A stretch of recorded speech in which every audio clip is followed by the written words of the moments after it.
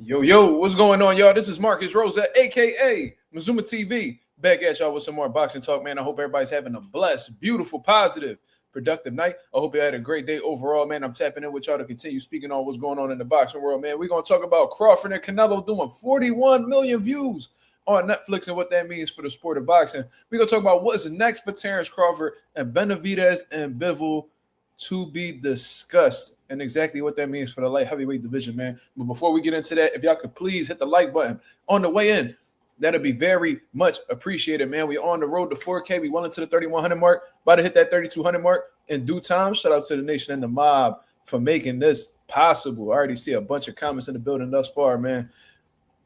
Shout out to the boy Bad Boom Balloon. What up? West Philly tour. West Philly in the building. What up, man? Love from north to west, you feel me? Shout out to the boy West Philly tour. SOB TV, what up, brother? What's going on? What's going on? How we feeling today? How we feeling today, man? Let me know. Justin Jackson in the building. Yo, Justin, you had my peoples dying Saturday night, man. You's a funny motherfucker, bro. Shout out to the boy Justin Jackson. Salute, salute, salute. Bad Boom Balloon said, yo, and congrats on 126 views on the fight stream. Yeah, that was a high for Mazuma TV, man. I was a little bit worried for a second because the channel was getting kind of stagnant. You know what I mean? Like days where I wouldn't get a single sub. I'm like, what the fuck going on? But then I had to realize boxing was real slow. You know what I mean? And I knew once Crawford and Canelo fought that things were going to go back on the up, and they did, thank God. You know what I mean? We got past that mid mark finally. We about to hit that 32. You know what I mean? Hopefully we could get the 4K or at least close to 4K by the end of 2025. You know what I mean? That's the goal. Coffee Plant, what up? Bad Boom said it's raining hard as hell in Mexico. Oh, man. How was Mexico feeling after that fight, though? I spoke to a couple of my Mexican homies at the gym because my gym got a lot of Mexicans, surprisingly. I never really paid attention to it until, recently. And they was upset, man. Canelo means a lot to these Mexicans, bro. I thought a lot of Mexicans didn't like him, but a lot of them support him too. Hold on real quick. Salute to the friends. Yeah, absolutely, Justin. Because I be having people that watch my videos, but they don't comment as much. They was talking about, yo, that one dude that said that your house looked like a halfway house. That shit was hilarious, bro. That was one of the funniest nights in Mazuma TV history. For real, for real. He said, Coffee Player said, where the fuck is Slime? He went MIA since Bud won. Hey, he been around. You say you deserve a wrench for that performance. You absolutely right. You absolutely right, brother. Let's go ahead and do that. There you go. Shout out to the boy Justin Jackson. No, Slime been around. He been upset though. He in the group chat. He upset though. Slime like, man, I just can't beat this motherfucker, man. No matter what I do, I cannot beat him. It's like, bro, it is what it is, man. There's nothing wrong with that. And I even told him, I'm like, yo, Spence rooting for Bud. So why are you so upset? Oh man, fuck Spence too. I'm like, all right, Spence. That's the type time that Slime on. Slime was very upset. That boy was crying in the car for sure. Bad Boom said, bro, everybody was mad as hell at that local bar. Somebody in there said Canelo gonna need to dig a hole inside and put a rock over that shit after this. Oh yeah, I get exactly what you. I think that's like a phrase I heard before. But yeah, things do be funnier in Spanish too. I be peeping that shit. But all right, man.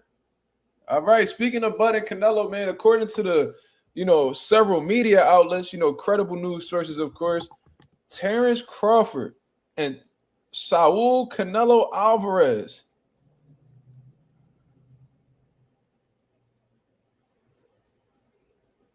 Wait, hold on. I just came across this quote. Wait, I'm gonna address that shortly. I'm gonna stick to the topic. Eddie Hearn just said something about Turkey that I thought was interesting.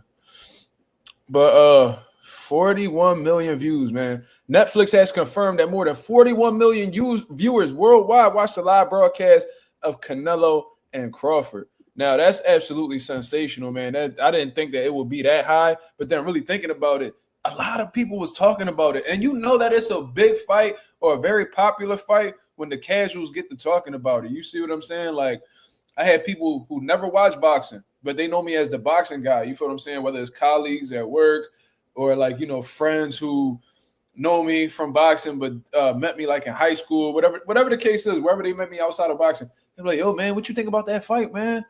Oh, man, I'm going out tonight. I heard they're going to be giving that fight, so I'm going to go watch it over there.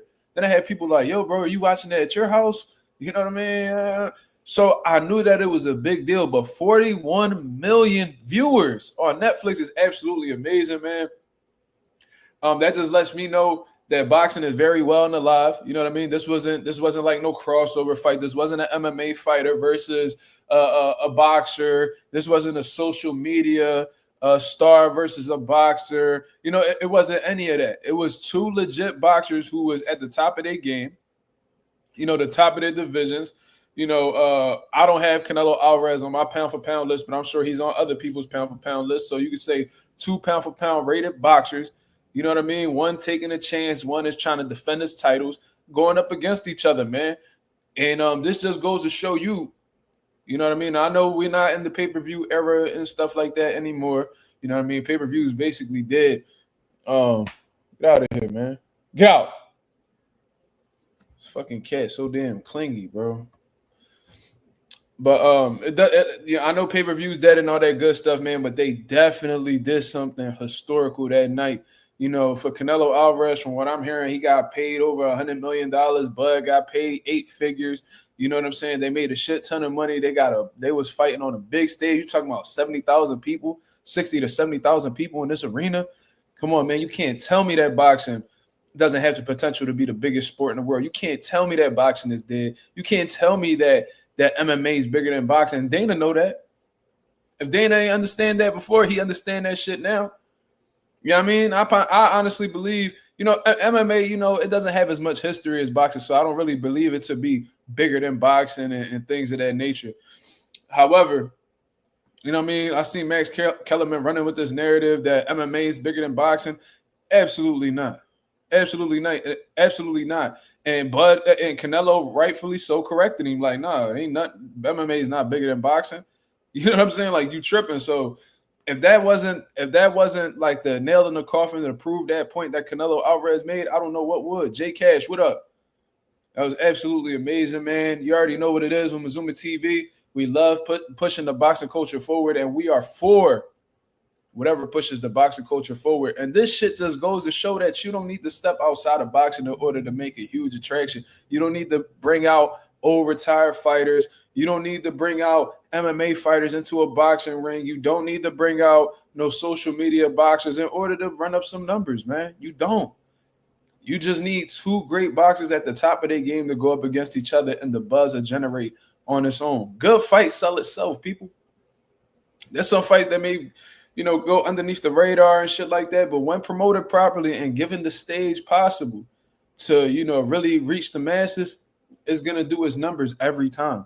And that's why I get disappointed with guys like Gervonta Davis and stuff like that, because they said that they all in it for the money, but you know what I mean? That can't be the case, because a lot of the times when these fighters make their career high paydays, it's typically with other big fighters.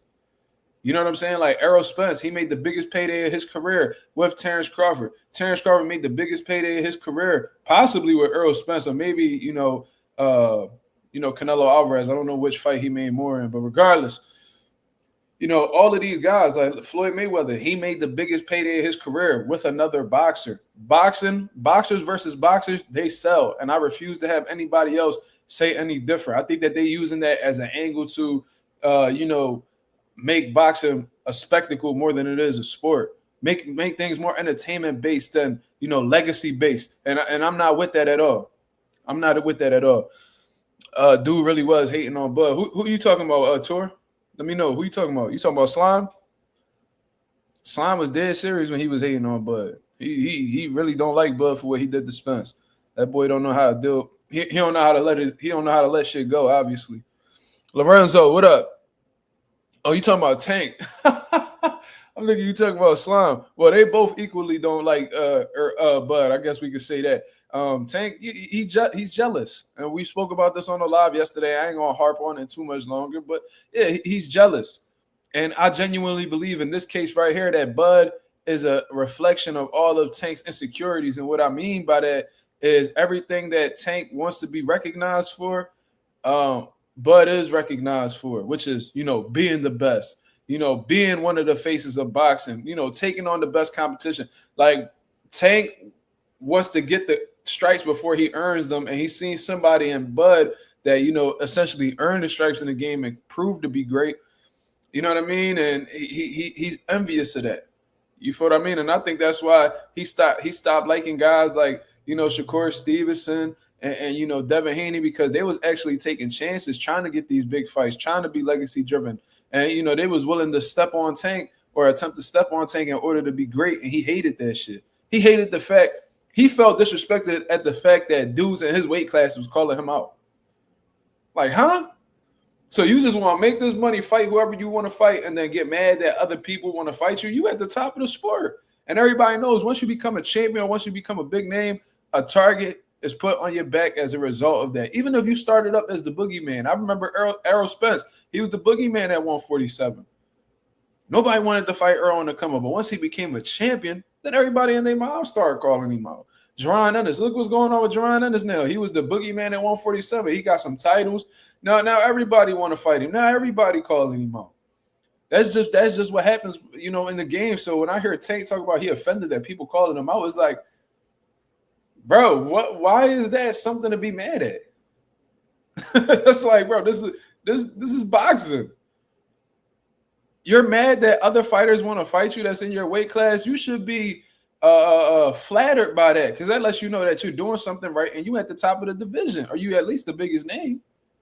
So what's the problem? But anyways, man, absolutely beautiful to see Terence Crawford and Canelo Alvarez do 41 million views. That just goes to show how big the sport is and how much potential the sport has in itself to become even bigger. You know what I mean? Because to be honest with you, it wasn't really much promotion going into the fight. You know what I mean? Like they was pretty quiet for a certain point in time, and that's why like the news was real slow. And you know what I mean? We had to like struggle to come up with some type of topics for lives and stuff like that, man. You know what I mean? I had to really scratch and claw to like get something worthy to talk about. And that's why I kept putting like open boxing topics. It was like, bro, there's nothing else to really fucking talk about.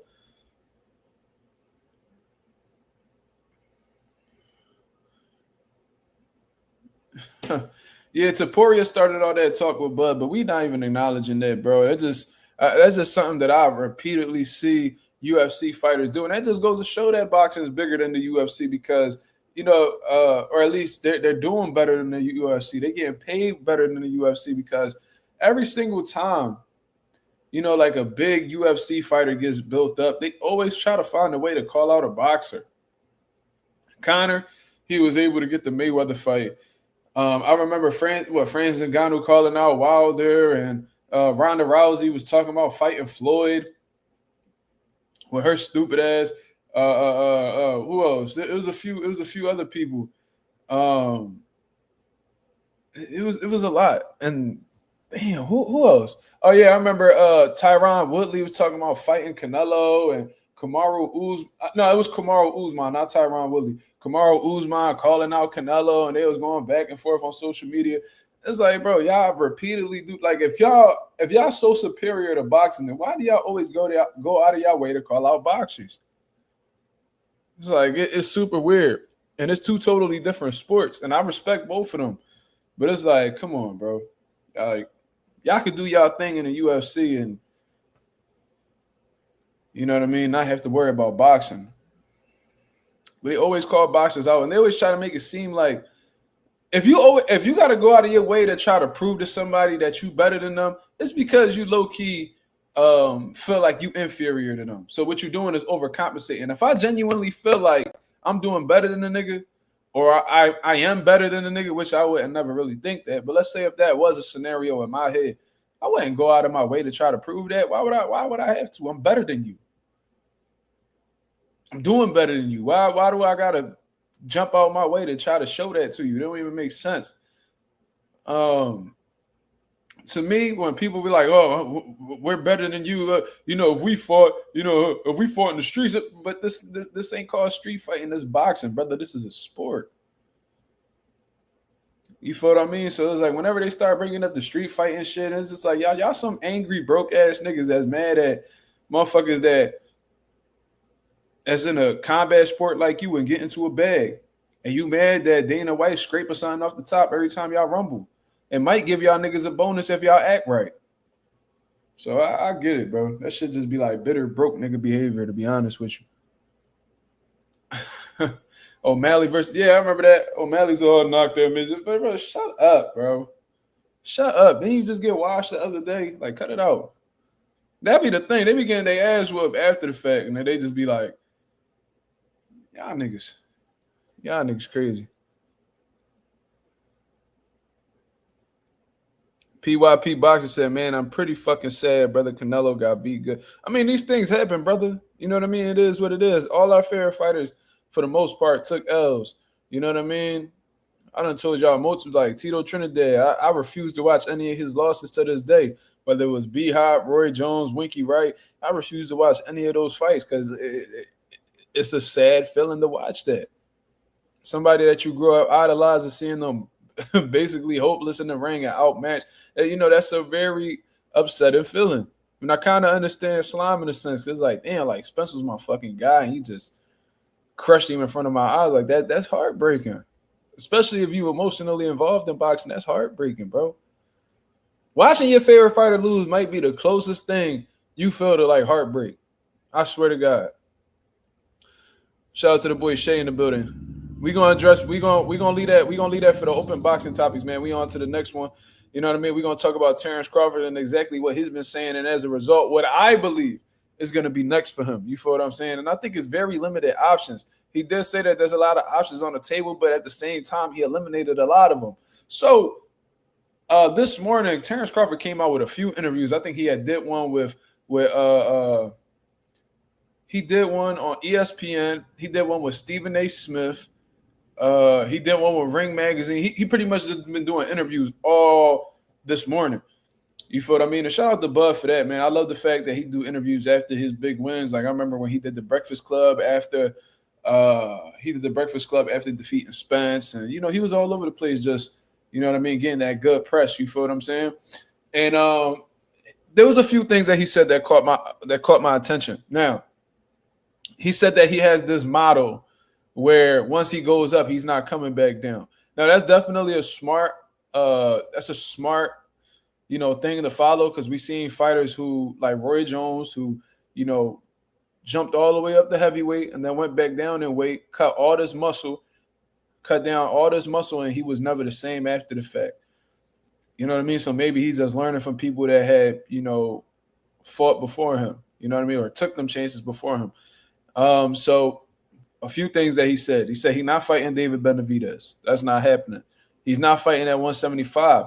That's not happening. Said he's not going back down to 154 pounds. You know what I'm saying? And he said that fighting at 160 is a stretch. But at the same time, he brought up that he might go to 160. So it seems like his most realistic options in his head as of right now. And I understand that Terence Crawford could change his mind because he ultimately changed his mind against Canelo and fought him anyway. Because I remember Bud was saying, yo, like, nah, he all the way up there, man. I respect weight classes. Then, he did his homework and was like, oh, shit, I could beat him.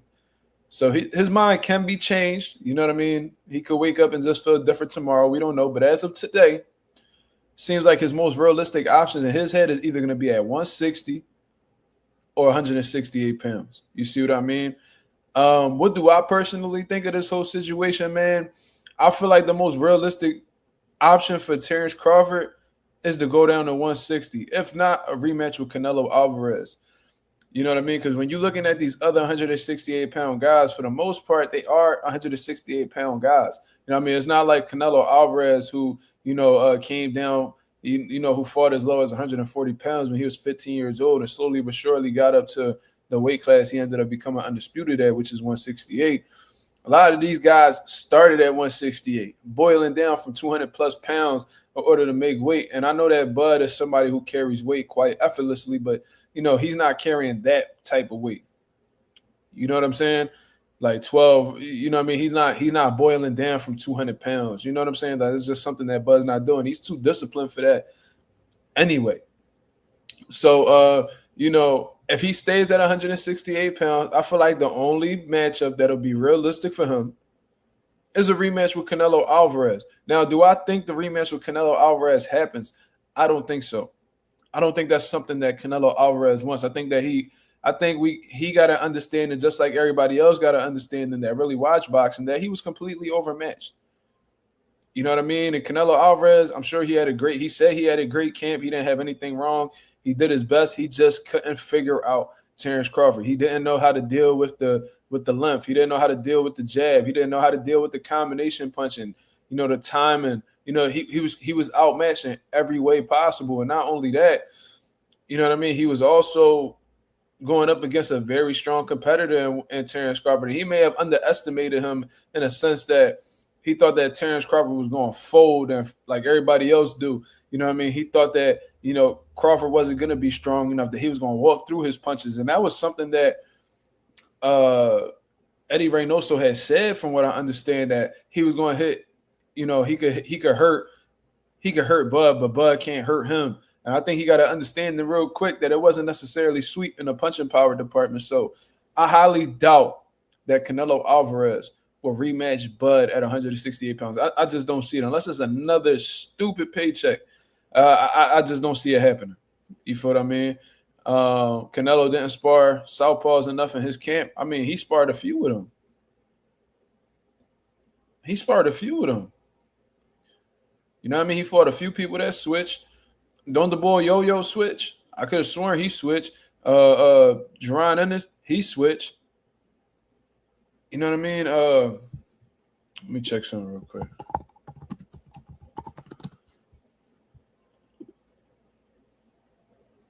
And Darrell Val Saints is southpaw in his own right. So, you know what I mean?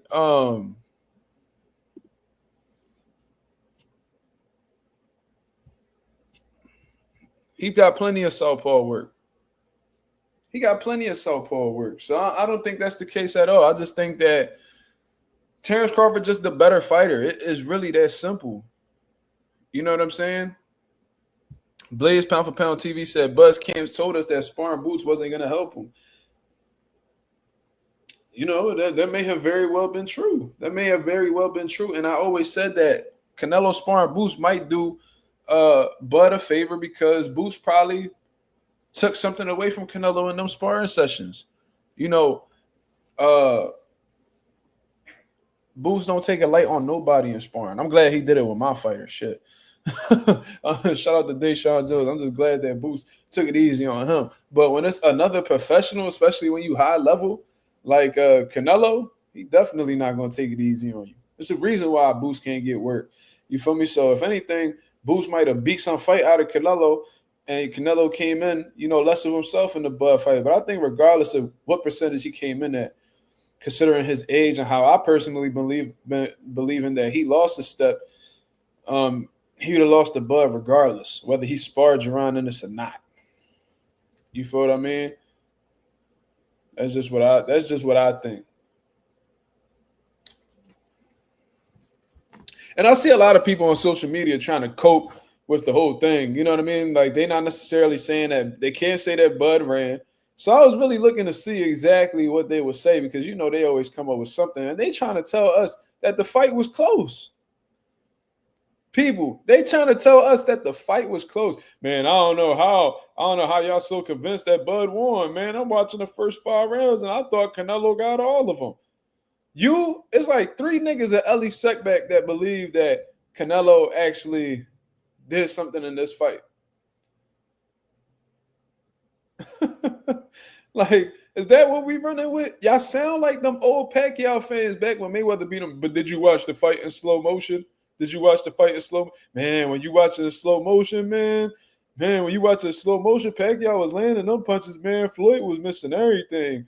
Oh, my God, man. Did you watch No, I didn't watch the fight in slow motion, nigga. No, I didn't. Because the fight didn't happen in slow motion. So why the fuck I got slow shit down in order to score it? Huh? Y'all remember that shit? When Pacquiao when he got schooled by Floyd? And it was like, bro, there was like a whole viral video on YouTube. Slow motion. Watch the fight in slow motion. Floyd really lost, man. I'm like, bro, whatever y'all motherfuckers need to do to cope with y'all pain, man, go ahead and do it. Just don't spread that bullshit over here. You only gave Canelo 3 rounds. Me too. Me too. Me too. What is we even talking about? And you know what's crazy to me? Blaze just said it. I was just about to follow up with this. Canelo even said he lost. He said he couldn't figure the man out. He said that nigga's better than Floyd. That's what he said. He said he knew in camp that Bud was, a good fighter, and that's why he was switching shit up. I told y'all guys how the way he was training different. He was preparing different because he knew Bud was different. But even with that change in preparation during camp, it wasn't enough. That's just how special Bud is. The only thing I questioned with Bud was how the way he was gonna, feel and perform in the new weight class. Because sometimes everybody got their limit in terms of like weights that they could, perform well in. There's fighters who move up one weight class and look drastically different. Look at Navarrete. I know Navarrete and Bud different athletes, but I'm just using him as an example where motherfucker like a monster at 130. He go up to 135, look like dog shit. You know what I mean? So it's like, that was the only concern I had with Bud. Smoochie, what up? But Bud even telling you like, Canelo even telling you, I couldn't figure dude out. He was too fucking good. There was nothing I could do. And he's no, Canelo, it was actually close, Canelo. How the fuck you want to? This motherfucker Canelo got well over 70 fights because there's fights on his record that's not even included to this day. You trying to tell this man that this fight was close when he done been through so many training camps and so many rounds? You gonna tell this man, if he not saying it, why are you saying it? Now, Canelo was out here talking about, I thought I won or whatever. I would call him a fucking liar, but at least the fans got something to fall back on. Like, Canelo thought, man, I'm a fan of Canelo. He felt like he lost, so he felt like he won, so I felt like he won. I'll be like, all right, y'all niggas glazing, but it is what it is. Canelo dead ass telling y'all, I couldn't figure him out. Like, I lost, and y'all still caping for this nigga. I don't understand. Why y'all caping for a nigga that's not caping for himself? That's like ultimate groupie activity. That's like feminine, defensive baby mom energy.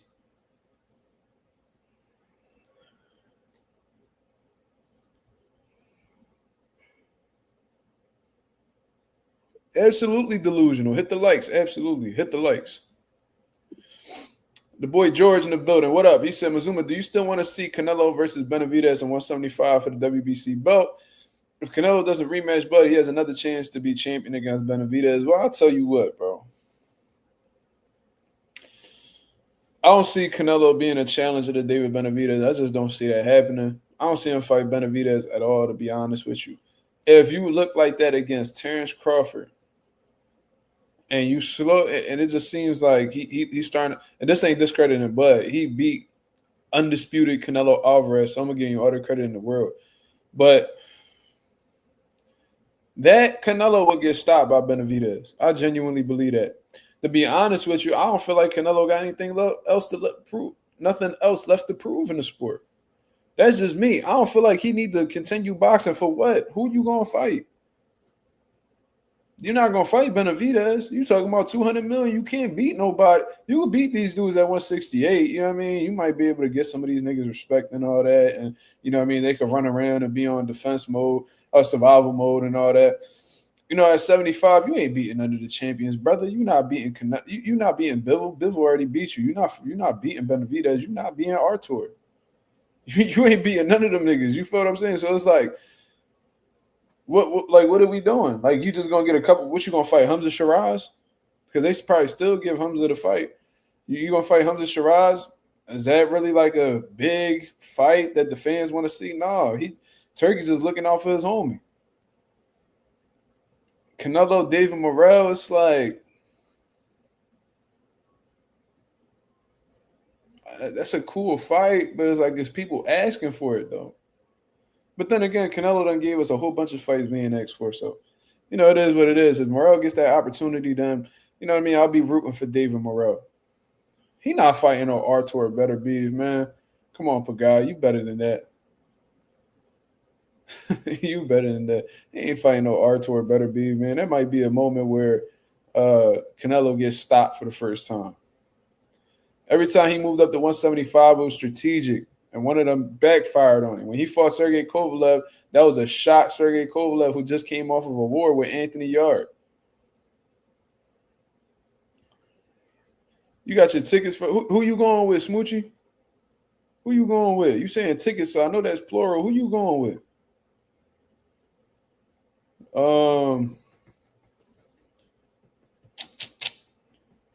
Forgot what I was saying. Damn, he threw me off. Canelo stay at 168. Oh yeah, every time that he went to 75, it was strategic. Then he went and fought Bivol because he seen Bivol didn't look, too impressive. He didn't look too impressive in his previous bouts. So he was like, maybe I could beat him. But that was a major miscalculation. Bivol turned up on him and absolutely schooled him, beat his ass. Ever since then, he ain't been back in the division. He not going to 175 unless it's like an opportunity that he could really see himself, taking advantage of. It's not going to happen. So he definitely need to stay at 68 if he is going to fight again. He say that he can't make 160. It is what it is. I heard Canelo say that in the past. Canelo, it's all right, bro. I mean, you can take a couple more muffins and then go ahead and hang it up. You got 2 more fights done with Turkey Al-Sheikh. You know what I mean? Personally, I'll probably do one more fight if I was a Canelo, do a farewell fight and just retire. Like, what is we doing? You got hundreds of millions of dollars, bro. You got gas stations in Mexico.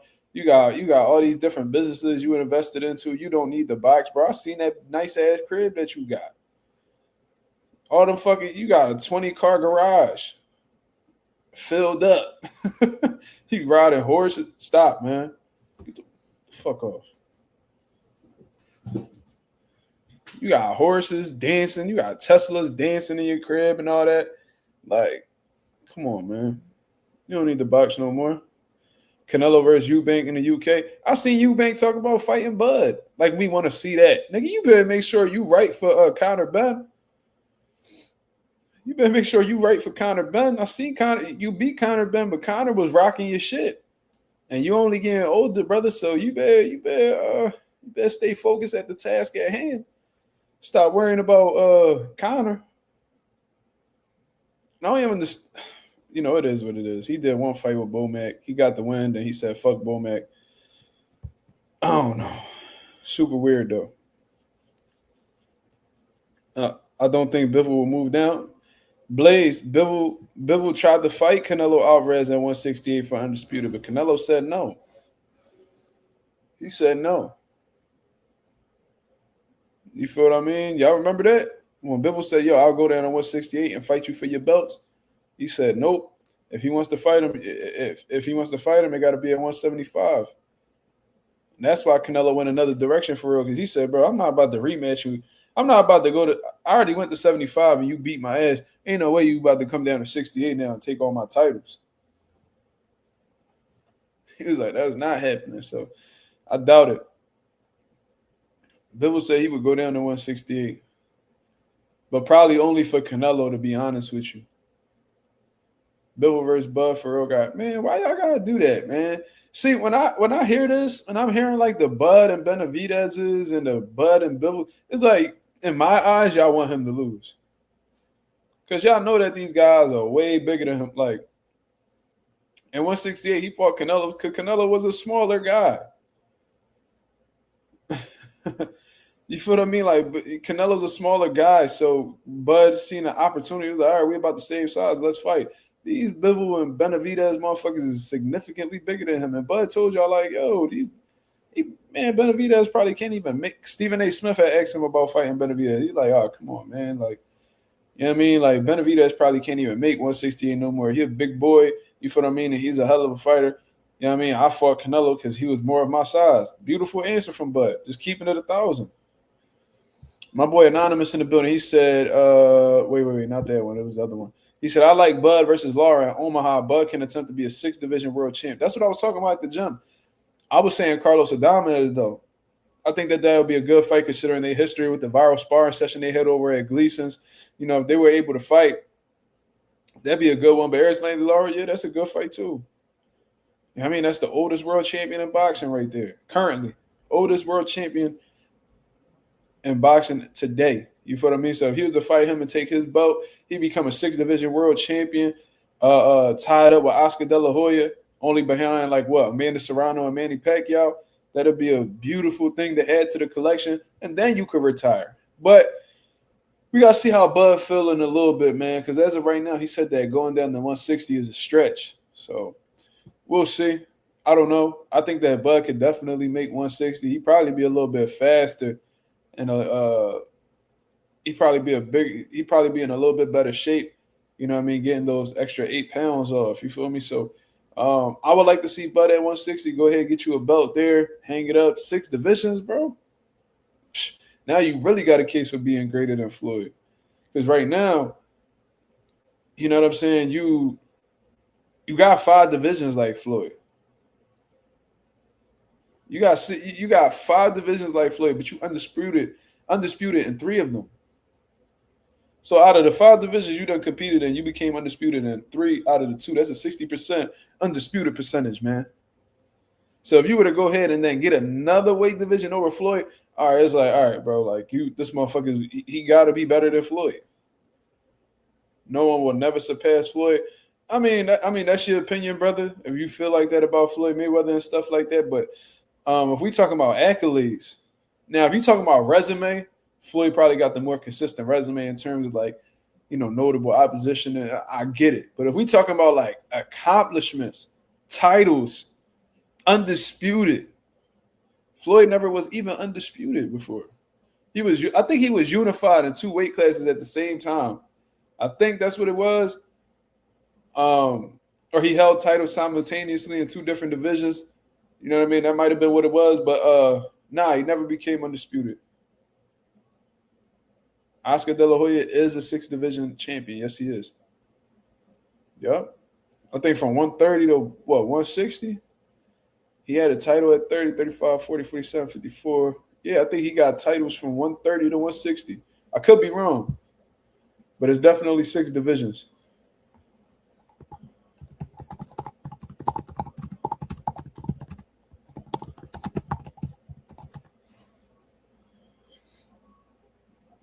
Yeah, from 130 to 160.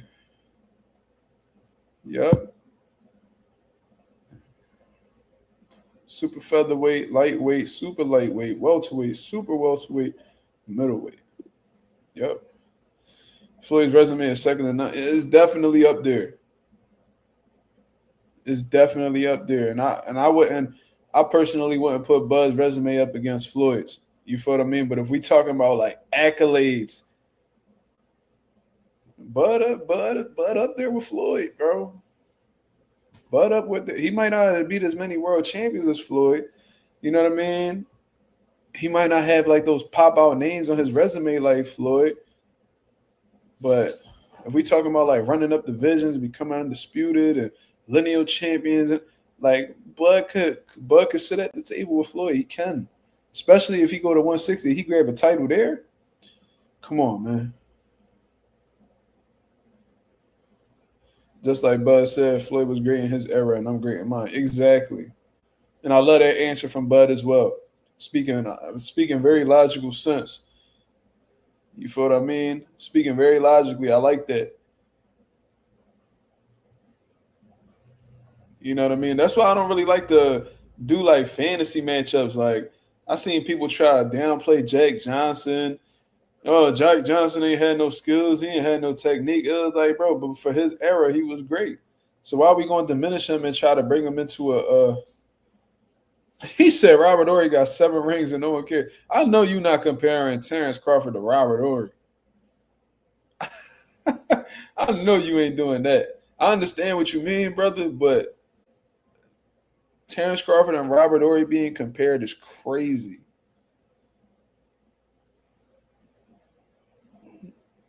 Don't disrespect Bud like that. I get what you're saying though. Like he got them rings, but like he wasn't the man behind the ring. So it's like, how valuable are those rings really? But Bud, 3 out of the 5 divisions he competed in, he was the number one. He was the only. He made it his business to be the only champion in them Jones.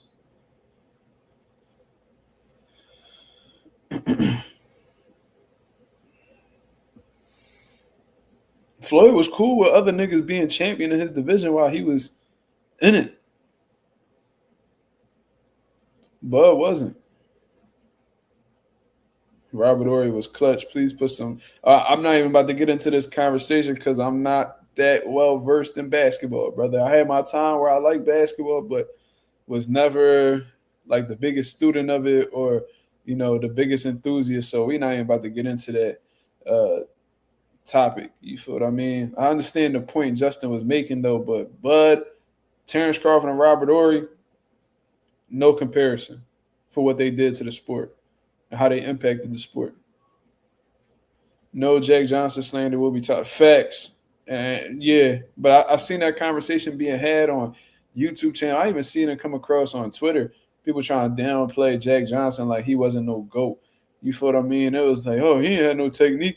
He couldn't beat no heavyweight today. He could. Like, bro, y'all understand that boxing when Jack Johnson was boxing and the boxing now, it's totally different rules. Totally different situations. Hey, Coffee playing. Look at Slime right there. Go talk to him, Coffee. Shout out to the 31 people that's in the building. Coffee was looking for you, Slime. He was definitely looking for you. He said, yo, where's Slime at? But Slime done went MIA. I'm like, I don't know. I know he around, but I mean, Coffee he right there. Yeah, bro. People don't take that into consideration, though, Blaze. I'm well versed on Jack Johnson. You feel me? But I was just using Jack Johnson as an example of like, why I don't really compare people from different eras. You feel what I mean? Because to be honest with you, they went through certain different circumstances. The rules was different. They had different type of competition. They had different circumstances that they was facing. You know what I mean? Like we can't do that. We can't go down that lane. Anonymous said, I hate when they downplay the past eras. Shitting on Sugar Ray Robinson, dude, such a cornball. Facts. Yeah, I didn't really like that neither. And I even heard Shakur, I think he one of them dudes that, obviously he's knowledgeable on boxing. He's one of the best fighters in the world. But I think he like a prisoner in the moment, strong recency bias, having type of person. You feel what I mean? Like I remember when Tyson Fury beat like Dillian White or something, he was like, oh man, he greater than Ali. Oh man, he greater than Ali. I'm like, huh? Greater than Ali? Him? Greater than him? You crazy? Tyson Fury ain't beat near half the motherfuckers Muhammad Ali beat. Skill set? No. He everybody, man, y'all niggas, they was bigging up Tyson Fury because he was a 6'9" nigga who could box. Who, he was just big and could box a little bit. Man, y'all motherfuckers completely disrespectful to Ali. That motherfucker Fury ain't accomplished half of what Muhammad Ali accomplished. He ain't defend his titles like him. He ain't beat the type of competition that Ali beat. It's really no comparison for real. Like when you Tyson Fury ain't no top 5 all-time great heavyweight. He greater than Muhammad Ali? No. He greater than Larry Holmes? No. He greater than Joe Louis? No. He greater than Lennox? Wait, who I said? Joe Louis? No. Lennox Lewis? No. Evander Holyfield? No. No. Like, what is we talking about? He said Shakur Young, type young, so I kind of expect. Shit, me and him the same age. Shit, you won't hear me saying that shit. See, Sugar Ray Robinson was ahead of his time. Sugar Ray Robinson, what he's doing, motherfuckers is just starting to pick up on today. Like, do I really gotta pull up his accolades to show y'all how great he is? And you got Oscar, you got Shakur running around saying that, Sugar Ray Robinson wasn't all that. Andre Ward looked at him like, nigga, is you crazy? I know Ward would never say that. He was like, nigga, you crazy? You out your motherfucking mind. Your top five. Bad Boom Balloon says, my top five pound for pound, Usyk, Bud, Bivol, NUA, Haney. You still got Usyk above Bud? I can't do it. I think even Usyk could say, man, and I think he did say it. I think he did say it. Bud is number one. I don't know. I got to put Bud number one. Usyk could be a strong number two, though.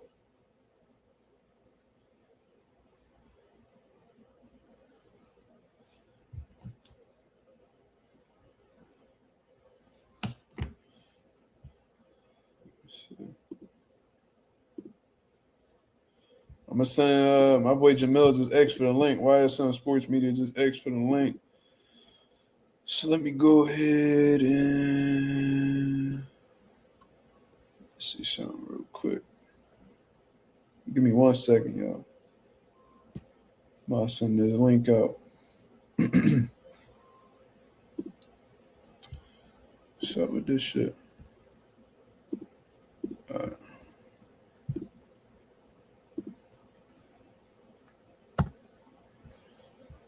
All right.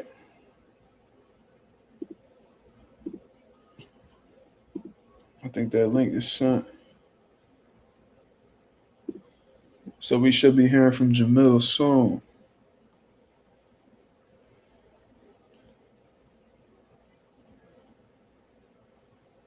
You saw Zach Quinn talking about Ali. Too young for that. I mean, I'm not going to put an age on people not knowing boxing. You feel what I mean? I think it's all about how you study. You know what I mean? And how deep you look into the sport. Yo. You can hear me, Mel? Yes, sir. Yeah, I can hear you. Can you hear me? What's going on, brother? How you doing? Yo, when I'm good, right? The Shakur comments, right? Yeah.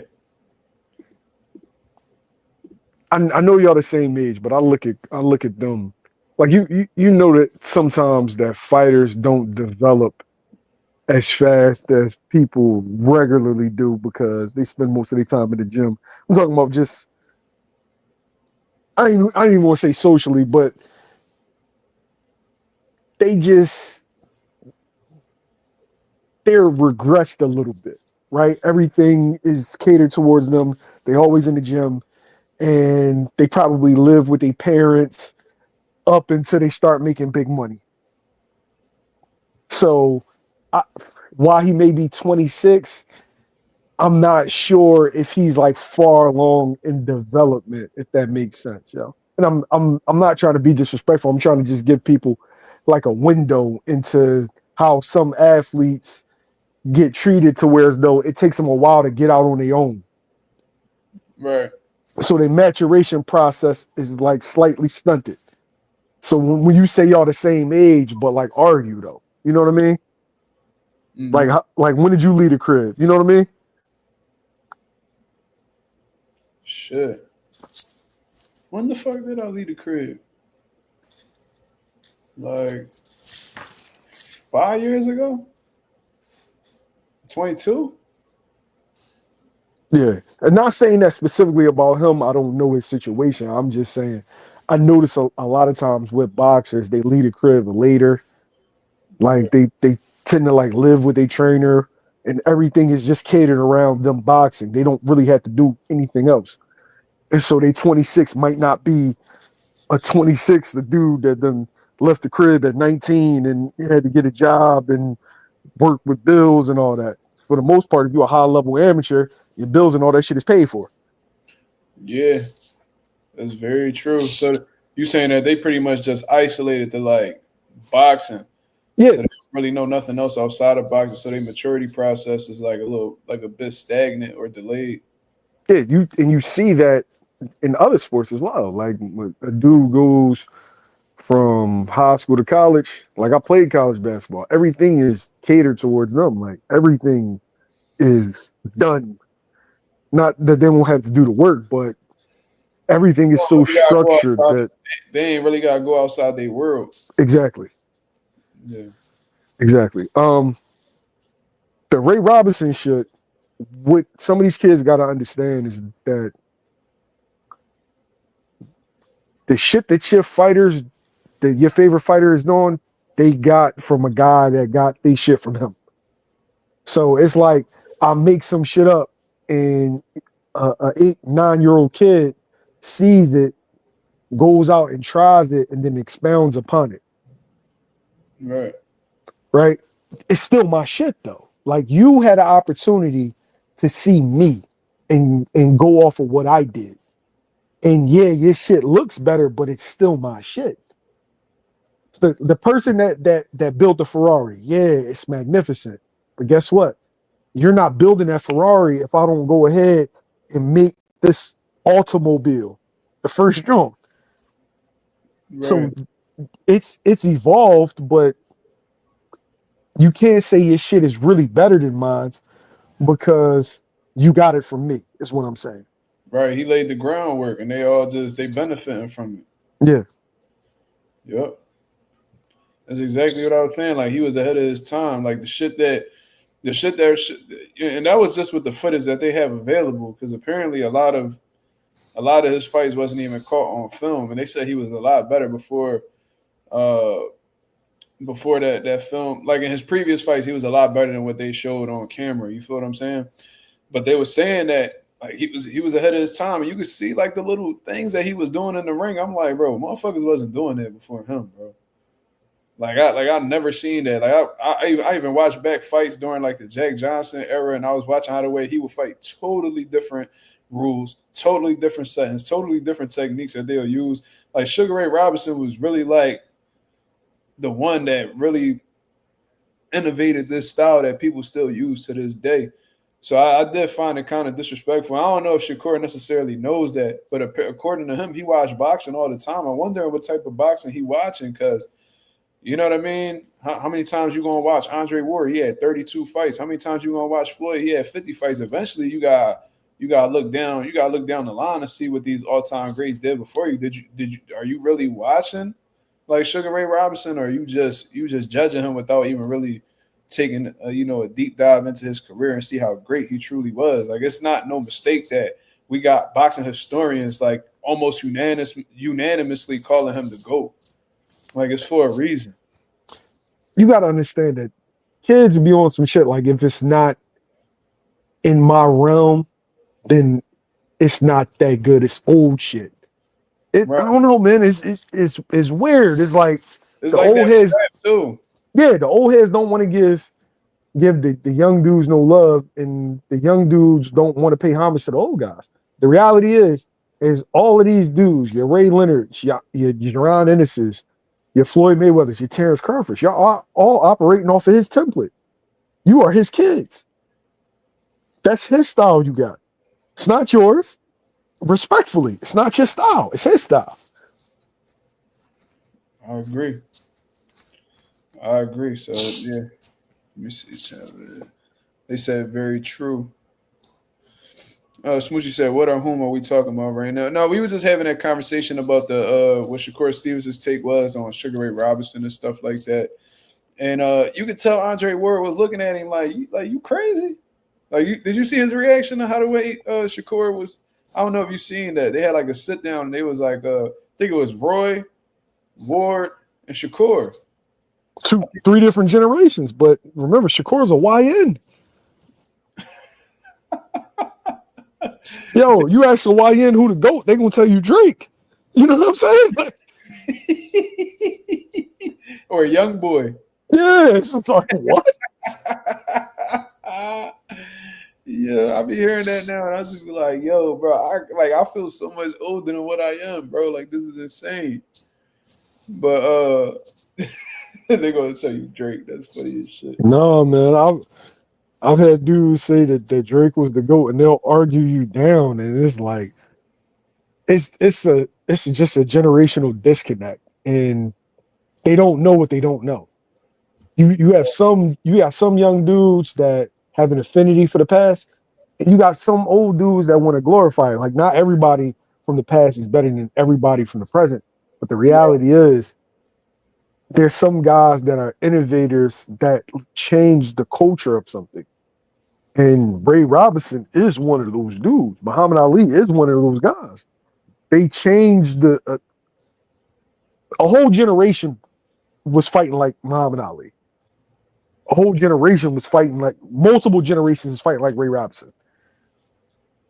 Generations was fighting like Mike Tyson. People that actually changed the culture when they fight. Might be the most influential one, bro. Like in boxing gyms, bro.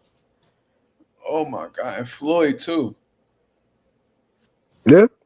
Yo, you know how many people done got knocked out trying to do that shell like Floyd? Oh my god, bro. Yo, I love Floyd Shell, but I hate Floyd Shell. And the reason being is he popularized it to the point where I feel like it's a disrespect to us, though. People call it like the Mayweather. Nah, man. Oh, he even disrespectful towards it. He was like, I know y'all call it the Philly Shell, but I call what the fuck he said? He said, I'm the one that perfected it. So we gonna call it the Floyd Shell or the Mayweather Shell. He said some crazy shit. I'm like, bro. Like, but that's a YN attitude. Floyd is an old YN. He bro, really you didn't make that shit up, bro. That's somebody. That's Georgie Benton's. Like, you didn't make that up. And probably Georgie could have got it from somebody. He probably perfected it, but you didn't create it, so it's not yours. Right? Niggas think because they did shit better or they did something at a high level that is theirs. I don't understand that shit. Yeah. Think about how creative you had to be to just make up something, just out of the blue. You just do it out of necessity, and you like it, and then now 40, 50 years from now you got 100, 1,000 dudes doing that same thing. Mm-hmm. Oh yeah, Ralph, he said he called it the Mayweather defense. Yeah, the fuck out of here. How's it the Mayweather defense when somebody taught you how to do it, and somebody taught the Mayweathers how to do it? How the fuck is it the Mayweather defense? Get the fuck out of here, yo. Floyd be tripping, bro. I swear. Don't nobody ever be questioning him. They be like, yeah, whatever you say, Floyd. They say, who's the most influential fighter right now? That's a good question. Well, like in today's era? I don't know.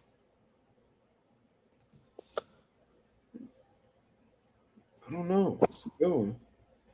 What, to the kids right now? Who's the most influential fighter right now? People ain't gonna like the answer I'm gonna give, though. Go ahead. So I feel like for the 20-year-olds, Bud is probably the most influential. The 30 to 20 generation, Bud might be the most influential. But 20 and under, Boots, Tank. Tank probably got it. Unfortunately, them younger dudes, bro, all they want to talk about is Tank, bro. Because I deal with a bunch of them, and that's all. Yeah. Tank. I'm like, bro, if only y'all knew.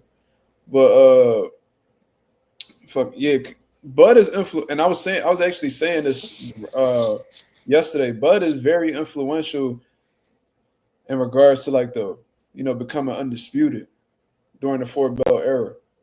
Because before that it was Floyd, and Floyd didn't really embrace becoming undisputed. He was just about the money. You know what I mean? Or if he could have a couple titles, he could have less titles but have more money, then fuck it, it is what it is. But Bud, he was such a competitor. He was like, I want to be the only champion in my division. You know what I mean? So once he did it at 140, then you seen everybody else be like, oh, I actually like the fact that I actually like how that looks, having all those belts, like that's fire to me. And I think that everybody followed his lead as a result of that. And then, when Bud followed up to do it again, it's like every time he does something, like people follow in his footsteps in terms of like doing legacy defining shit. And somebody had asked me a question in terms of, does this give like the younger guys hope, like in terms of like, moving up multiple divisions? And I said, there's definitely going to be somebody who's going to be inspired by what Bud did and attempt to do the same thing. You know what I'm saying? So Bud is definitely influential in how the way he's moved from like, chasing legacy and stuff like that. Mark, are we talking about in the gym or period? What you mean? Influential fighters as far as styles go, or their effect on how people fight? I don't know. Per guy, I think he asked it pretty generally. He said, "Who's the most influential fighter right Okay. For me, in culturally, from 20 and below, Tank. now?" I agree. In the boxing gym, 20 and below, Boots. In a boxing gym, 30 to 20, Bud. Mm. Culturally, Tank. Tank definitely got the young bulls on lock. That's something I peeped a long time ago. It's crazy. I did a segment actually on my channel where I went around and I asked all the kids what their favorite fighter was. Bro, that shit was almost unanimous. I was like, shit. I'm like, y'all watch anybody else? No. Like, damn. All right. Then you ask like the ones that's like my age group, Bud, Boots, Canelo. You know what I mean? Like you hear a little shit like that. Then the old heads is like, what I mean? They talking about old head shit. You know what I mean? Yeah.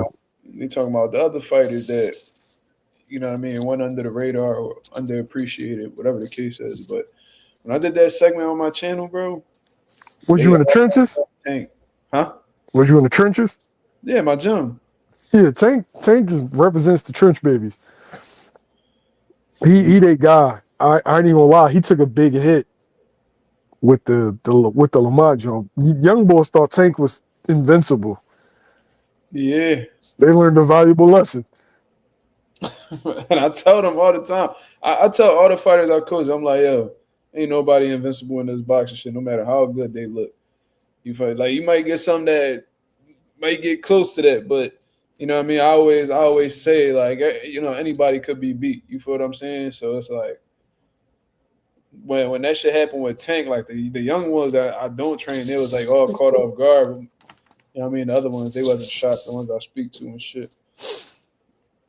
Yeah, I mean, but he definitely took a hit with that. I think he took an even bigger hit with taking the Jake Paul fight too. Like you had some people that was defending him, like, yo, look how much money he making, blah blah blah. You know what I mean? He could get back to the rematch after this fight.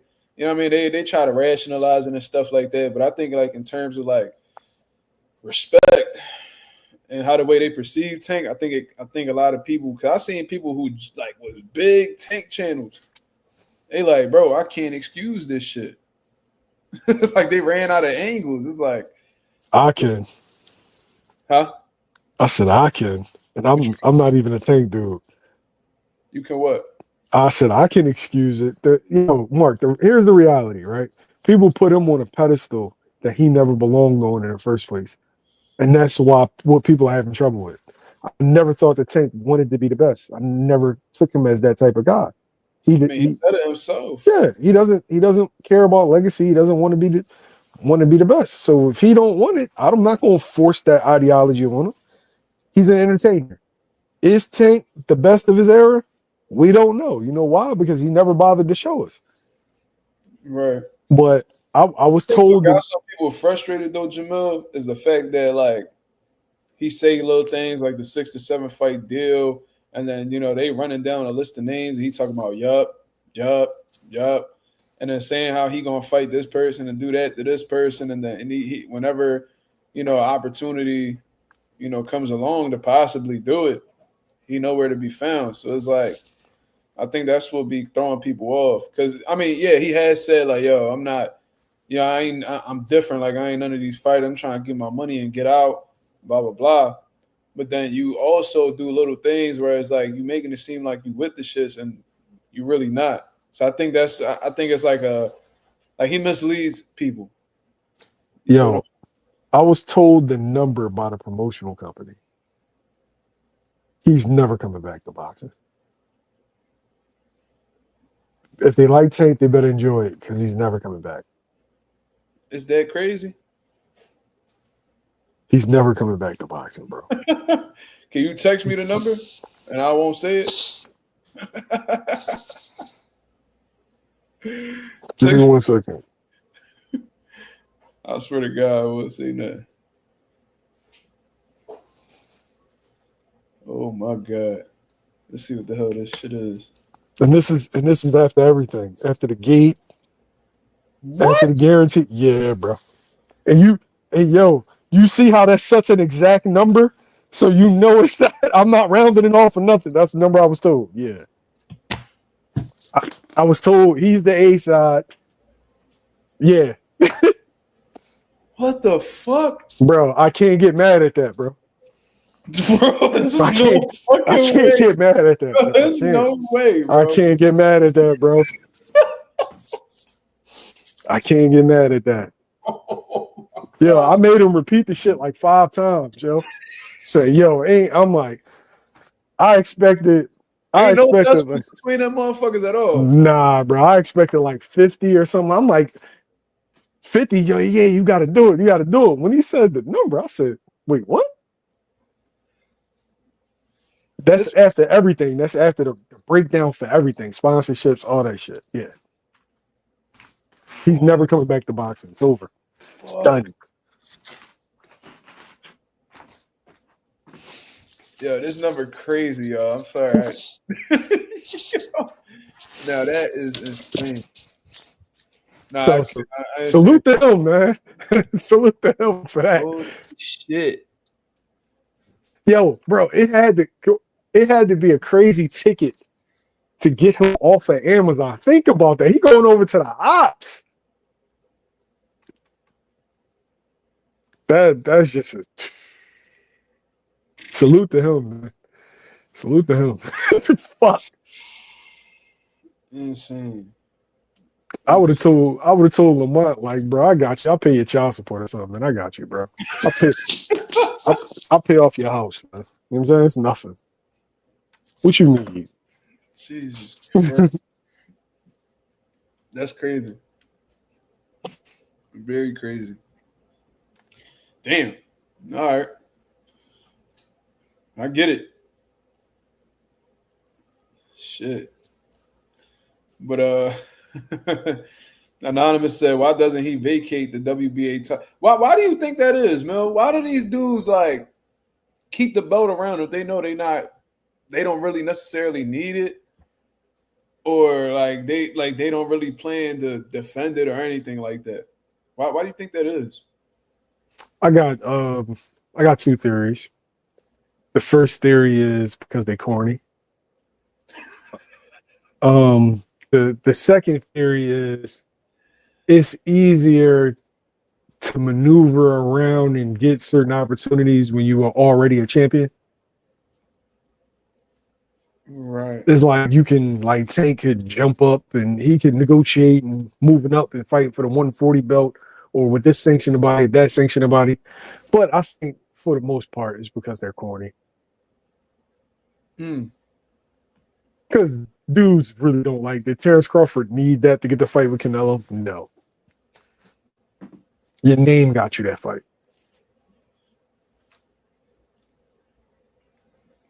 Yeah. Shit. You talking about we want to know? It's not happening, bro. It's gonna come on. It's like, yo, fellas, y'all gonna hear it. And then when you hear it, you can be like, hey, Tank, I know what I said, but yeah. Let's see. He said, okay. Shit. How's I know I was just over there not too long ago. How's everything going on with Boots Camp? If you could. I appreciate you coming through, man. I appreciate you providing sparring. Because a lot of times they think you just some guy that just be talking over there. You know what I mean? You just some guy just talking about boxing. Not understanding that you really, really are involved in boxing. But yeah, I appreciate you came through. Yeah, man. And I told Boots, I was like, any way I could help, just let me know. You know what I mean? That shit gave my boy a whole shit ton of confidence, bro. Like he was so thankful for that.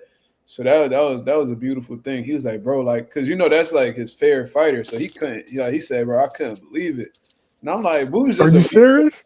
bro, I swear to God, bro. Like he said he couldn't believe he was in there with him. He said like when the bell rang, he turned around. he said that he said he turned around and Boots was jamming at his glove. He was like, bro, and he was like, I couldn't believe this shit. Like I couldn't believe I was really in there with him. But bro, he been thanking me ever since that day. You know what I mean? And I was like, bro, that was I was like, man, just be thankful that he worked with you. Because we had pro spar Boots back when he was like when he fought Armando Alvarez. What was that, like 2018, 2019 maybe? I don't even know.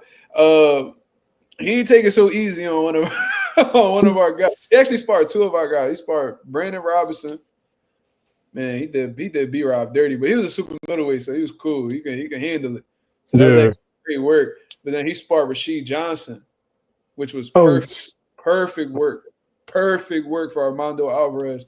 And he didn't go crazy on Rashid like he did B Rob, but it was still great fucking work. So I could honestly say I helped Boots multiple times, and it was always great every time. He's the fucking man, bro. Like if you don't like Bosey, bro, like you was a weirdo. You feel me? Real cool, chill old head. Every time I see him, he always show love. Boots always nice. You know what I mean? The brothers always cool. You know what I mean? It's always dope seeing them, bro. And I'm just happy that shit he at where he at right now, cause I remember when them niggas had that kerosene heater. Oh yeah, yo. That kerosene heater in Venango, bro. They said you could smell shit. They said everybody in the hood knew if you came from the gym because you had that kerosene heater smell. Yeah, I don't even know how they trained like in that. I remember looking up and seeing bro, there was like a hole in the roof and you could see the sky. I was like, yo, this roof about to collapse, bro. Like we was like really in the trenches. But yeah, man, I was just happy that I could help, man. Definitely want to bring Derek back around for DJ though. That's yo, that was good work. Yo. It was, bro. We just gotta get that fucking 4 rounds to kill it, bro. But we definitely gonna adjust to that, and then we're gonna bring him right back because man, Dennis is a fucking problem, bro. He's a lot better than what I remember him being. Like he jumped. He made a jump, yo. I'm telling you, like I remember him from the amateurs, and he was always good. It wasn't like he never was ass, but like you could tell, like he locked the fuck in. That kid is special. He could do. I haven't seen much of Ish though. I gotta watch Ish a little bit. I haven't been in the gym with Ish, but DJ, he's really good. I like his speed. I like his composure, his counter punching. The way he's thinking in there, he's doing really well, man. I got to bring Derek back. That's phenomenal work. And, of course, I want Derek to turn pro by early summer next year. So, yeah, man, we probably get Derek on a Boots undercard. Hey, man. Yo, Justin Palmieri's fighting on the Boots undercards. I seen that. Okay. I don't know too much about him though. I heard the name though. But that's dope. That's dope. I don't think boxing fans understand what having a hometown headliner of that magnitude does for the younger dudes. And I was looking forward to seeing Christian Carter on that undercard, man. Oh, that shit cooked me, yo. Yeah, bro, that was disappointing. That wasn't on Christian Cardo's end, right? Yeah, that's a phone conversation. Oh, I thought like his opponent had pulled out or something. Nah, Jersey. You know how Jersey is, bro. Okay. State athletic commissions is different. and so they make shit a lot harder. I already know what you're talking about. Yeah. Blaze pound for pound TV said not the kerosene heater. Shit, that was a kerosene heater. That shit heated the whole gym up too. The whole gym. He turned that when Bozy turned that bitch on. That shit, man. That whole if it was cold in there, it wasn't no more after that, John. See, but then they wonder why Philly fighters are the way they are, and it's not disrespecting other fighters. It's just that it's different, yo. Mm-hmm. Like the gyms now, shit is bougie compared to like look at Pivot. Where did y'all used to train at before? Like, you know what I'm saying? Delco Boxing Academy, and that was a fucking small office with probably like a 12 by 12 ring. Like Philly definitely changed as far as just like you've been to 101, right? Yeah. 101 was hot as shit, bro. Summertime, you couldn't be in that gym. If you wasn't training, people was outside like it was a fucking cookout. No, that's how it be in my gym. You know, my gym get up to like 112. Yeah. The hottest my gym ever got was 113. Like, if whatever it is outside, it's probably 15 degrees hotter in the gym because when we had that fire, bro, we actually had like gaps. Before the fire at our gym, we had like gaps in the window so like air would come in. When once the gym got on fire and the insurance came by and they gave us money and we started really like installing windows, bro, they sealed everything. So now all the heat stays in. Don't nothing come into the gym no more. So it's like if it's hot, bro, and you can't turn the window, you can't pull the windows up neither. So it's like it's locked, like it's over. So like it'd be so hot that once like our thermostat picks up that it's past 100 degrees, it'll just say hi. HR. Swear to God, we got a thermostat, bro, and that shit it'd be hitting like 112, 113. The hottest ever got was 115, bro. I'm telling you. And it like if it's 98 outside, it's probably 105, 106 in the gym. It'd be like that, bro. We don't got no AC in the gym either. We got like fans that spit out water, but that's it. But I heard I never been to 101 personally, like to train or sparring or nothing like that. But I went there one time to meet up with Bo and Boots. And yeah, that shit niggas. That shit was so hot, yo. That was a good era too, man. Yeah, having everybody in one gym, yo, I used to love those, man.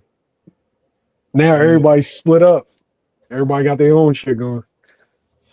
Yeah, but there's a lot of people that be at Next Champ though, right? They follow Boots over there. Well, but like think about it. Remember, everybody. You had Greg, you had Rel, you had Bo. They was all in one gym. Now Greg's at 365. Rel's at Front Street. Bo's at Next Champ. You know what I mean? Oh yeah. So like everybody kind of like what they went. Got you. Rob be training at Danny's. What, DSG? Yeah. That's the one gym that don't get talked about enough too. But it give me like more of a private gym feel. Like people do camps there. Private. I think I feel like that gym almost like invite only type shit. Yeah. Yeah, I've been there a few times because I used to be real cool with TJ. TJ Velasquez. Whatever happened to TJ, yo? I don't know. He stopped. From what I heard, he stopped boxing and he doing some military shit or something. Oh yeah? Yeah, that's what I heard. I don't know. I think like TJ started off motivated in boxing, but I think like eventually he just didn't really care for it anymore. You know what I mean? That's what I think personally. But I think when people start off early and have a lot of success, eventually they get burned out. Like they have a lot of amateur fights. Yeah. Boxing to do that, man. Yeah, that's why they say you don't keep your fighters and the amateurs too long. There is such Yeah. as leaving them in there too long. But TJ was like the first person to like not be. I don't know if he was signed with DSG, but like you know be under DSG promotions and shit. He's definitely one of the first ones. But yeah, I don't know. I guess he just didn't really fuck with boxing no more. A lot of people stopped boxing for real, for real. Shit kind of crazy. The bull who beat him, I don't know what happened to him. Victor Padilla. Oh, you talking about Toro, bro? I don't. Toro was that. Yo, listen, He the was dudes ass. that I came in covering with, I remember they told me they were like, "Yo, everybody that you see now, a lot of them is gonna stop." And I'm like, "Why the fuck would they stop? Like this dude 10-0, he gonna be this, he gonna be that." Man, they was right, bro. A lot of guys that I was covering early just stopped. For no reason too. They be like right there and they just stop. Well, the business be fucked up. They can't get a fight. They got kids. Oh shit! Yeah. Damn, I threw an interception. It'd be like it'd be a bunch of shit that just get in the middle. Like it's if you ain't got the right team in place, it can get hard. Yeah, I get it. Like your pop told me a lot about the business of boxing. Yeah. We had well I stood to the gym. I stood in the gym till like 9:30 the other day. Because we were just talking about that shit. Just talking. And I feel like every time I talk to him, I learn something new about that shit. Be crazy. But yeah, I'm trying to prep myself because Derek gonna be the first fighter I have that's gonna be like pro under me. Because all the other times, like I've assisted, I've like, and there's training camps that like I like ran mostly by myself, but this gonna be the first one where it's like all on me type shit. So I was just like, all right, I got mentally prepped for this shit. He was just giving me the rundown and all that. So You excited? yeah. Hell yeah, bro. Cause like I said, bro, I start like motherfuckers don't even understand. I started in the pros. So it wasn't like when I started training, I went straight to the pros. Like I didn't like once I stopped boxing, I got sick. I had to hang up the gloves or whatever. My dad was like, yo, don't give up on boxing, just you know what I mean? Come do this shit with me. Like managing fighters and all that. And I didn't really care too much about managing, but I love training. So I was like, let me just do this. So I was helped, like I said, I helped B Rob get to the top 15 in the country at super middleweight. You know what I mean? I helped out Tifo Burlington for his first 8 fights of his career, and it was fun, bro. Like that shit is really fun, man. And then after a while, I settled down. I was like, you know what? Like, let me take on this new challenge. You know what I mean? Like, because the pros I've been dealing with, I mean, there was already somebody when I ran into him. So let me take somebody who never threw a punch before and see what happens. Mhm. You know what I'm saying? And then that became a new challenge for me. And I actually enjoyed that just as much as the pros. So I'm like, all right, I'm built for this training shit. So, I Whatever mean, happened to young boy Nate? Life. that fucking kid, bro. Last time I seen him, he had to be at least 200 pounds, bro. See, but you got a chance to experience it as a trainer, where just life. You know what I mean? Niggas get girlfriends. No, Niggas what have happened babies. was he ended up going. See, what fucked Nate up was the fire.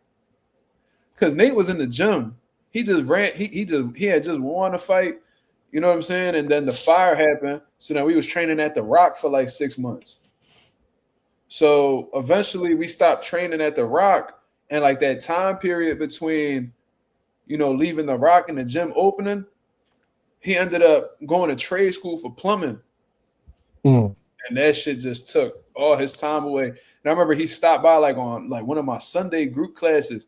And I was like, damn, Nate, what the fuck happened? He was like, bro, I know. But Nate was always one of them dudes that would fluctuate in weight, and I would have to stay on him. Like he would make the weight. He worked hard. But like if he'd be like, yo, I'm going to Puerto Rico for 2 weeks. I'm like, oh shit. Because I already knew what was going to happen. He was going to blow up Heavy, the heavy on the platters. heavy. Don't nobody eat like him, bro. Like Yo, and I was saying, plumbing too. That's a good career, yo. huh? Plumbing is a good career. That's a career Yeah, you can make good money. listen, and I had to learn this too because I used to get disappointed with fighters when they'll no longer like continue boxing. I'm like, bro, this shit not their life like it's yours. You feel what I'm saying? So it's like some people they stick with you for the long run. Some people only here for a season. So you just gotta learn how you gotta appreciate both of them while they, you know what I mean, for who they are and what they in the time frame they with you. You feel what I mean? I was just happy that because Nate was actually like trouble youth. You feel what I'm saying? So like I was actually happy that I was keep him on the right track. Tito Velez, he was a trouble kid, kept him on the right track. He in the Marines now. With Steve Cunningham Jr. They was actually stationed in the same place. So I was happy to see that. Yeah, you know, it is what it is, but I'm excited. Hell yeah, I'm excited as hell. I can't wait. I know Derek is so talented, bro. Once he and he 32, so we ain't got much time to be wasting. You know what I'm saying? The good thing is he ain't got like no punishment or none of that. So he'll last longer than the average boxer in terms of age, but he's he brings he got a lot of potential, bro. So that's why I'm making things, I'm getting him ready for that level. I He like said, that. Yasir says, who wins hypothetical at 47? Tank or Bud? What are we talking about, Yasir? 47. Yeah, what are we talking about? Man, Javante Davis can't rip Terence Crawford picture in half. And I think that's why he don't like him, to be real with you. I think he see all the love Bud getting and he don't like that shit. I don't think he like anybody to get love. That's not him. Yeah, he got like that main character syndrome. I was saying that shit. Main character syndrome. Okay. I was gonna say that Floyd shit, but I like that. That main character syndrome, like you only supposed to be, and I know fighters like this. Yeah, I do too. They really like that. Whereas like, why you showing them love? You should be showing me love. Oh, you want to be a fan of him? Now I feel away. Like that shit just be crazy. And you probably you know who the fuck I'm talking about too. Yeah, Like, yeah, I know exactly what you're talking about. yeah, I'll be on some shit where it's like, yo, bro, like you seen Boots fight last weekend, bro? That motherfucker, bro, he beat the. Be like, yo, this nigga Boots, like he different. Like we be all just having gym talk, like how niggas be talking at the barbershop when we talking about Kobe, D Wade, Shaq, whatever. Like we talking about how nice niggas is and how we fans. Here come this one nigga. Man, y'all niggas always talking about that nigga, bro. Man, y'all niggas always talk about that nigga, bro. Why y'all ain't, man, y'all never talk about me like that. Like, nigga, what? Like, why everything gotta be about you? It ain't about you, Otis. Exactly. Like, why you can't get, like, why you think that you like the most important thing walking? Like, nigga, you might be a big deal to you, but it's like, bro, there's other shit that we care about outside of you being a boxer, nigga. Like, we support you, but that don't mean that we don't gotta show nobody else love. And that's my thing, though. Like, why can't y'all both be nice? Right. Like, but if he just fought, give him his flowers. Right. So that's why when Boots told me, he was like, yo, you think I could get? I was like, nope. Not at all. But why? Why not? I'm telling you, it's not. That's not how he worked. But he was telling me, he was like, I don't understand. I'm like, it don't really make sense to me neither, bro. It don't. But that's how some people move, bro. That's that main character shit. Look, I know you got a contingent of Terence Crawford fans that feel like I don't like Crawford. I'm happy for him. I'm happy that he finally getting his just due. And you got to give him props for the performance, because that's something that a lot of people thought was impossible. It's like, you moving up to 160 against who? You know what I mean? So he did it. He did it decisively. So gotta give him his flowers, man. We need more in this social media boxing space. Is more hate than love. We need to get away from that, man. Get a dude No Benavidez. I don't want to hear that shit. Like, I don't want to hear about him going down to fight Benavidez or he got to go down and fight Boots right now. Just talk about Canelo. Just talk about that performance. Yeah, and I think that's another reason why, like, these boxers don't really fuck with fans how they used to. You remember how? Do you remember like back when fan expos was like a steady thing? Like it was like I remember it was nothing to like go to a fan expo and meet your favorite fighter. Like I remember that shit. Now it's like these dudes, like I swear, like Benavidez is like one of very few people. I seen Tito Mercado do one the other day, but like he's not like at the top yet. You feel what I'm saying? Like I see Benavidez do it sometimes, but it's like you don't really see it that much. And I think that boxers really shy away from meeting their fans because they be knowing that they fickle as shit, or like I don't know. It's like this constant pressure of them to do something. Like they'll do some great shit. All right, what's next? All right, what's Bro, next? All can't right, even enjoy what I just did. Huh? I said they can't even enjoy what you just did. Yeah, and they even bro, they telling you to your face, bro. I ain't even think about that right now. I'm trying to go on vacation, I'm trying to chill with the family, blah blah blah. Yeah, man, we understand that, but you know, there's a possibility of you fighting so and so. What you think of that, bro? Y'all niggas is asking the same question in a different way. Like, True. let's you know what I mean, let me chill a little bit, and then I come back to y'all with some information. Oh, this person said that he would like to fight you. Would you entertain that? I'm like, yo, these dudes, bro. That's exactly why. They be like, oh, he didn't answer the question. He's ducking. Yeah, yo. Like, bro, you can't win, bro. That's why I don't even be mad at these boxers not interacting with their fans for real. Cause it's like, and media for real, for real. They be tripping. You know, 90% of the media is just fans with a YouTube channel, bro. Let's be honest. What did you think of Ellie Sekbag thinking Canelo won? Come on, man. What are we talking about, bro? That's just dick eating. I was like, yo, I said, yo, that nigga ain't got no shame. He don't got no shame, bro. He don't care, yo. I was like, yo, they must be paying this motherfucker good, boy. People think I'm biased. It's like, that's the most biased nigga ever to exist. Bud looked right at him and was like, what you think? I think Canelo won. He was like, I'm sure you did. Because, you know, Bud always take the time to cook Ellie. Yeah. And Ellie be hating that. Like, you could tell, like, he got, like, a real, like, he be having, like, real beef with these guys, bro. And it's like, bro, I don't be understanding, bro. And they be the ones that be getting the credentials all the time, too. Yes. They grandfathered in. Like, Ellie got like 800,000 subs. But the reality is, when you look at his views, they don't match because they got all those subs when like they were the only show in town. It's a lot of competition now. Right. I mean, and I remember he was doing the NBA shit. Yeah, initially. Yeah, he started off like I remember he used to interview Shaq and Kobe and all that. Then he came over to box. So maybe he got some subs from the NBA. He did, probably like 200,000, something like that. Yeah. And then yeah, and plus he been on YouTube for well over a decade. Well over. Probably close to 2, to be honest. Like 15 years at least. Cause I remember being a young boy and watching Ellie.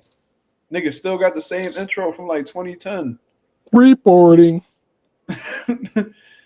That little rap song at the beginning and all. But let me see. Boxing International says it don't sound like Canelo won a rematch. He got 2 more fights left. What do you think of that? He got 2 more fights left. Like what does Canelo do, bro? 2 more fights left on what? With Turkey. Listen, if he fight Bud again, he getting stopped. That's what I said. That shit only gonna get worse. Bud wasn't even acclimated to the weight, bro. He fight him again. That shit gonna get bad. That shit gonna make Crawford even more confident. He gonna take more Oh, chances. he stepping to him from the rip, yo. Yeah, he gonna beat Canelo the fuck up. You better leave that shit alone. And I bet it on the KO with Bud too. In that 9th round, I was looking for that shot so bad. I feel like Canelo should go on tour. Fight Eubank and dudes like that and like Wembley, go on tour. It's not enough for Canelo to prove either. Yeah. Don't fight Benavidez though. He ain't doing that, bro. I highly doubt that. Tego, what up? Yeah, I highly doubt that. Bella Faith, what up? Sean Terrence, Yasir Ali. Sean, what up? Tego. Anonymous said Canelo could do the retirement tour now. Yeah. I would. After that Turkey deal, he should retire. To be honest with you got 2 more fights. Go ahead, bro. It's a bunch of places that's never seen Canelo fight. And he's an all-time great. And so, yeah, go on tour. UK, Japan. He should go ahead and fight where with his real people. He need to go fight in Ireland or something. That should be fire. There'll be a bunch of niggas that look like him in the crowd. That should be fly. Why y'all talking about dude? What y'all talking about, dude? They talking about your boy. Who? Can you see the comments? Wait. Let me show. What Bella Faith said. Oh man.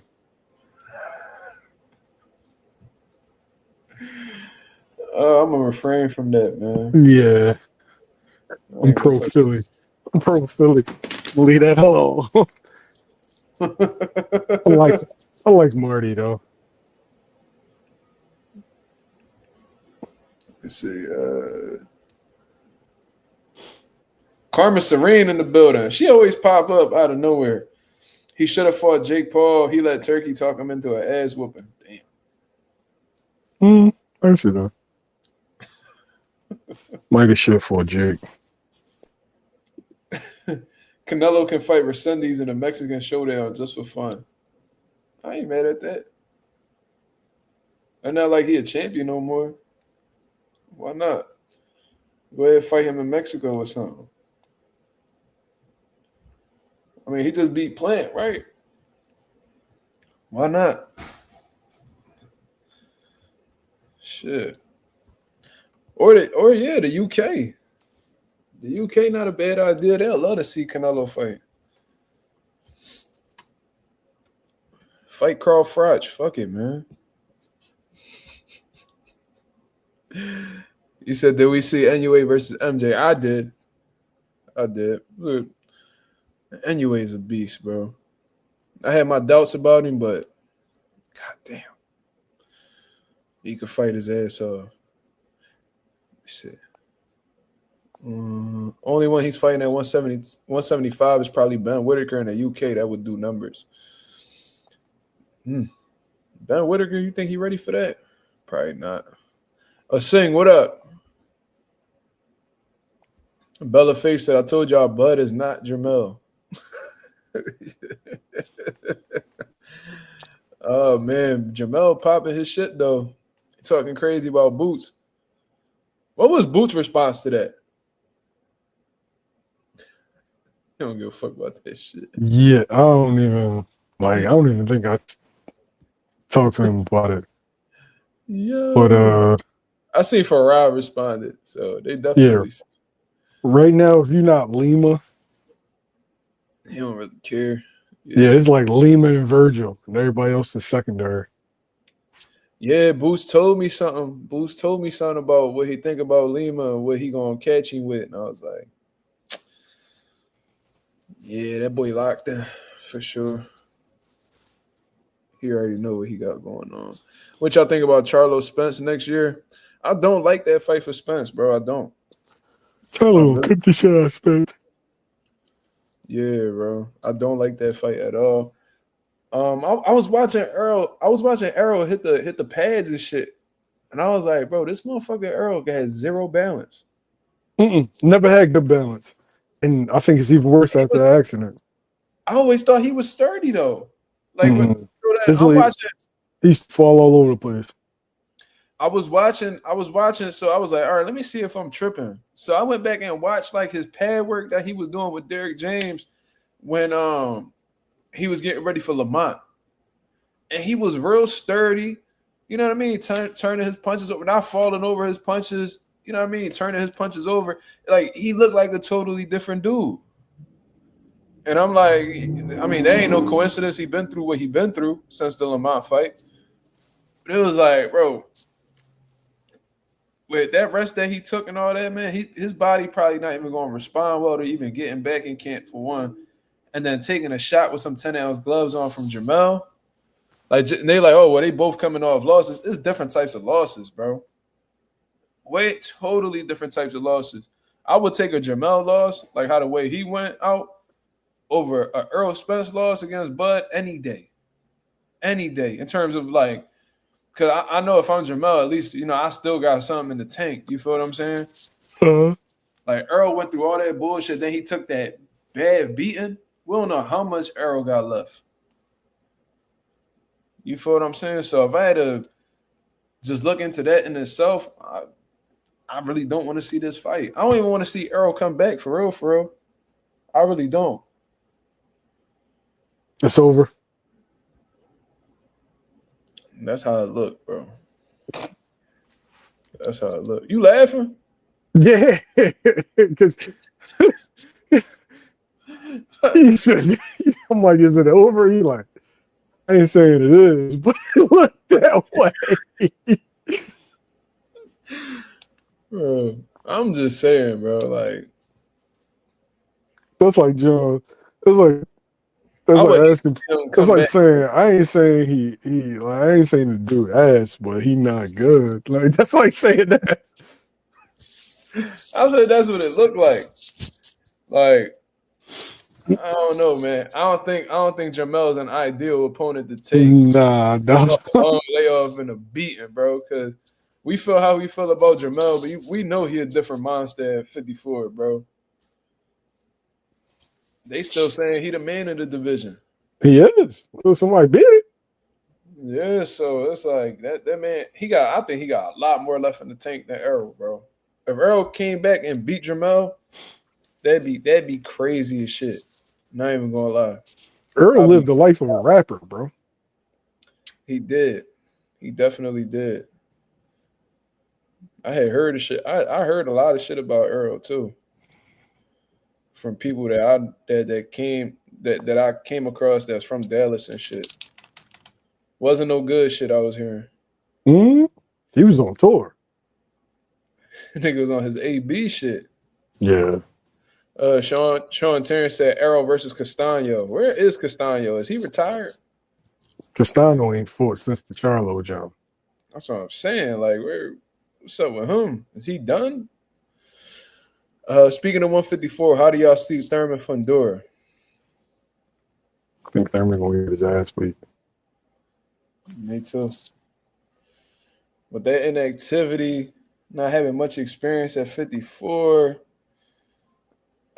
man, it's gonna be tough. You know what I mean? And he's older.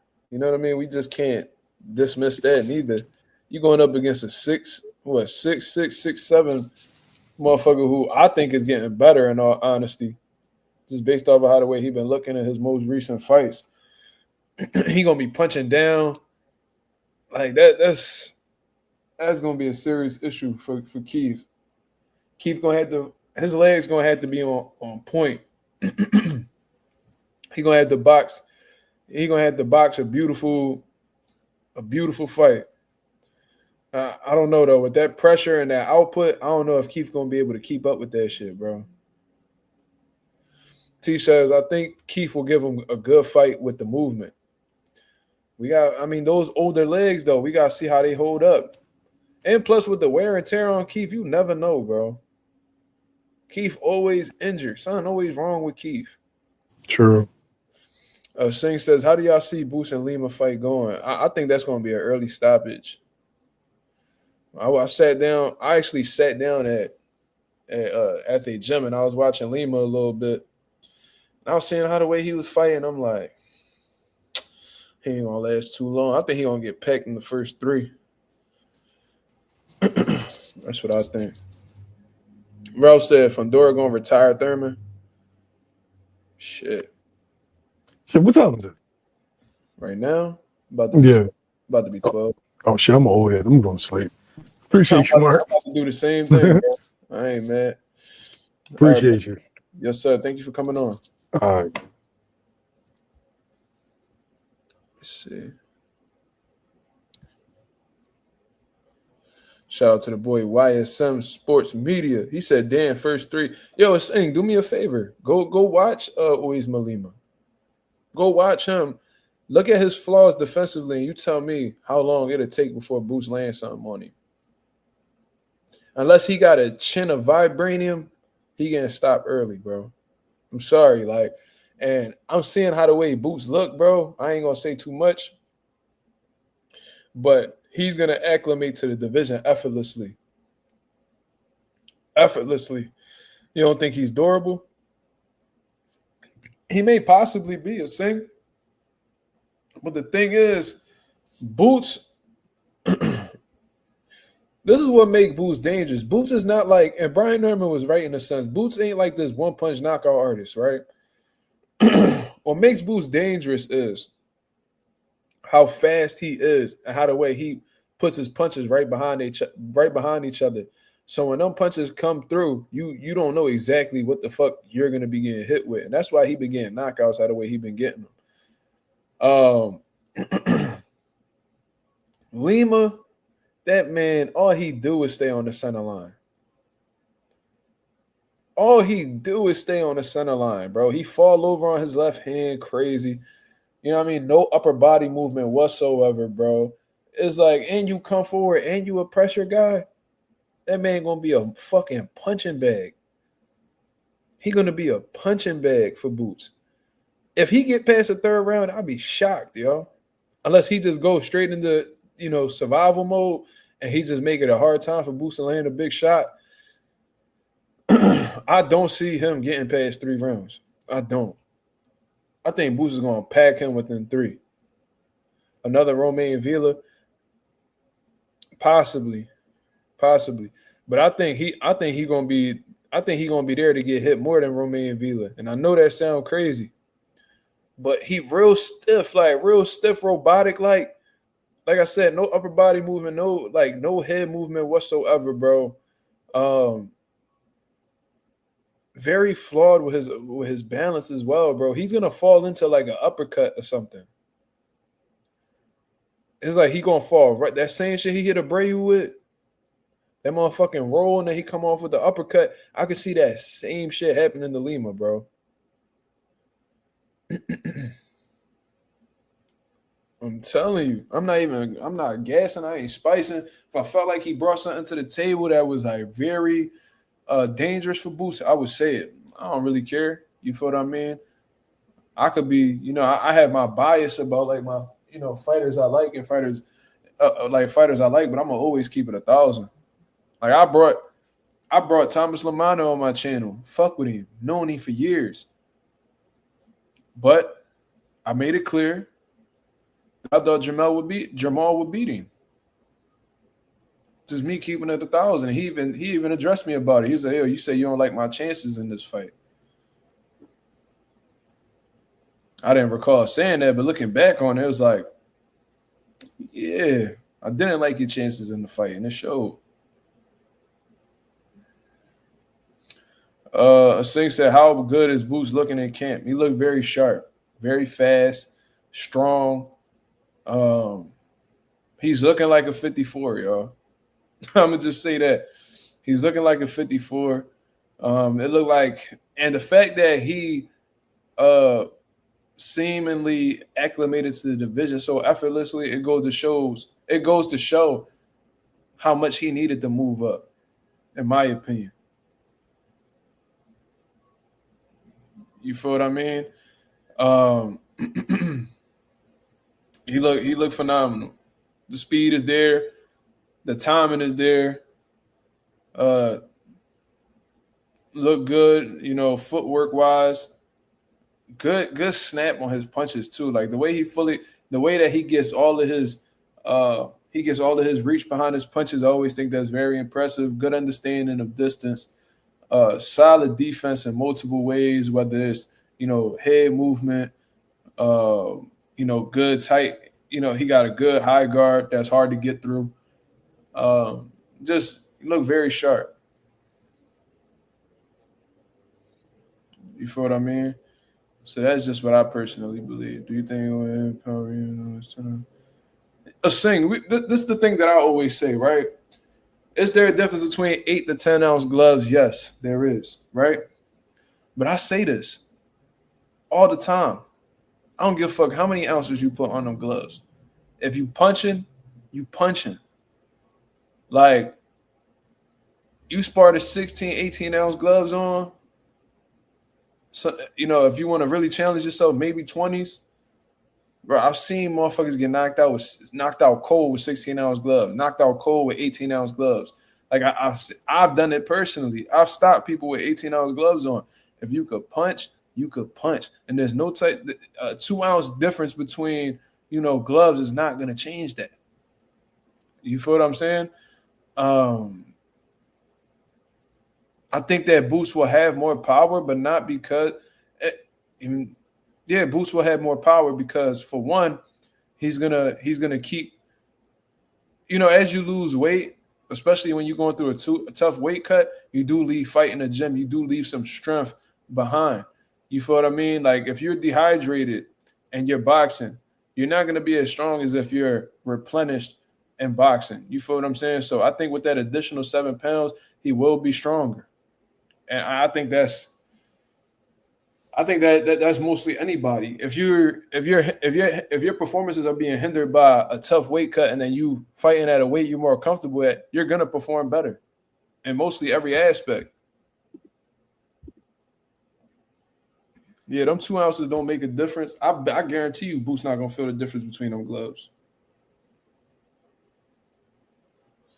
And it's like, all right, between 47 to 54, you switching to 2 ounce gloves, but guess what? Them dudes at 54 are typically punching a lot harder than the 47, so it almost balance themselves out. Oh yeah, you got more padding on the gloves, but guess what? These guys are punching hard.